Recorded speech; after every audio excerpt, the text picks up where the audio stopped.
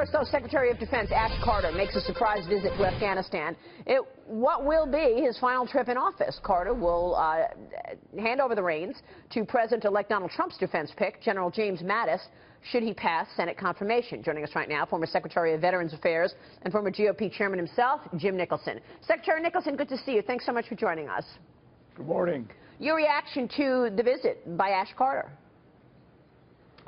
It's important, I think, for the Secretary to go out to Afghanistan. Afghanistan's been making some good progress. They've been fighting much more robustly, and the training has been very effective. So it's good that the Secretary goes out to affirm them and encourage them. You know, we still have 10,000 Americans in Afghanistan as well. So this will be a good morale boost for them and their commanders, and for the Afghan government to know that the United States has got their back, and that it's recognizing the progress that they are really making on the battlefield. They've been taking a lot of casualties, but they've been very resistant, and they're making a lot of progress. Secretary Nicholson, let me move on to the VA. There have been a lot of names circulated for who would run the VA. Is there someone that sticks out to you? We've talked a lot about the challenges facing the Veterans Administration. Who do you want to see run it? I don't have a candidate. I just hope that the president-elect will appoint someone who is like him, who's a change agent, because the VA has some real systemic problems. The most fundamental is that the Secretary of the VA is the CEO of the largest health care provider in the United States. That's a tremendous responsibility, but he does not have the authority that's commensurate with that responsibility. That needs to change. He needs to be able to, or she, needs to be able to hire and fire. They need to be able to shut down certain facilities or to upscale certain facilities. They need to be able to move personnel, doctors, nurses, hospital directors. Right now there's a sclerosis in the VA. The unions have a tight grip on it, the bureaucracy.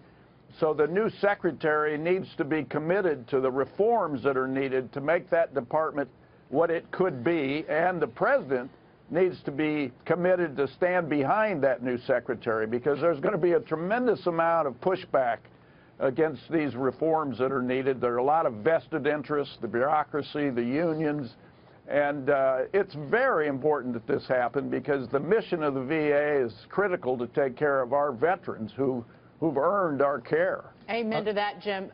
It's Dagan McDowell. But with Bob McDonald brought in to run the current head of the VA, he ran Procter & Gamble. Again, almost like a Donald Trump type pick from corporate America, somebody who ran an unwieldy company, and he even couldn't get anything done.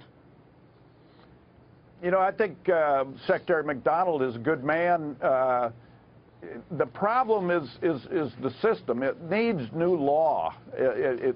We've got to enable this VA secretary more than they are now. And we need a BRAC, which is a base realignment closing commission model, so that some VA facilities can actually be closed because they're underutilized, and we need to be able to, the secretary needs to be able to ramp up others without going through all the time and bureaucracy that it currently takes. But the most critical thing for the VA secretary is to be able to govern the personnel that are there. There are now about 350,000 people work at the VA, and that the secretary is the CEO, and he needs to have the authority that goes with that responsibility. Secretary Nicholson, it's Mike Murphy.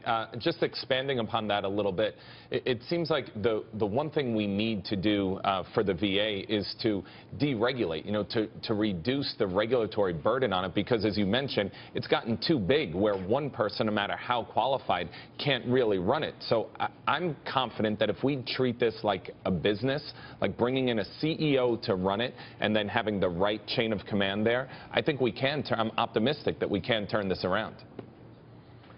I agree with you. A CEO with a lot of good experience is a good idea. We have one there now, but they run right smack into the existing framework of the law, and they're very, very limited in the prerogatives that they have.